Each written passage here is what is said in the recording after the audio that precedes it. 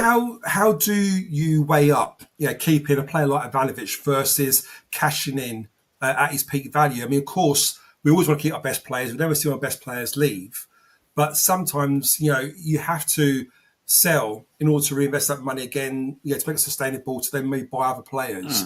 What's that kind of balance like? And again, how do we kind of move forward from this point? Because ultimately we need a player that's going to replace him, or do we just go with Coburn and possibly is Nisbet the player that's going to replace Ivanovic? I mean, how does that work in our promotion push this season?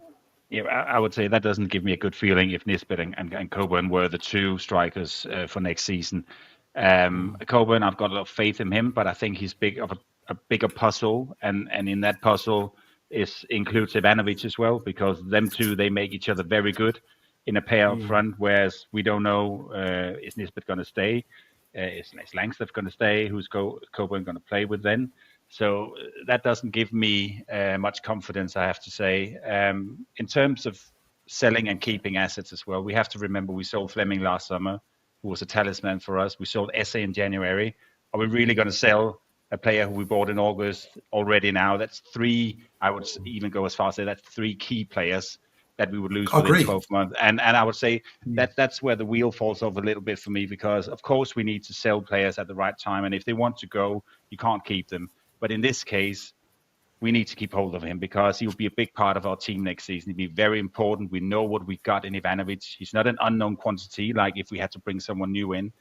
So keeping him another year will do him the world of good. It will do our team the world of good. And keeping the manager that we have now, I'm sure we're in steady hands. So I'm very confident he'll have a good season with us. I'm not. Whereas, with the Fleming case, there were a lot of different factors, that impacted the final transfer fee when he left for Burnley. So, no, in this case, I'd say we keep him almost at all costs, unless someone slapped 30 million on the table.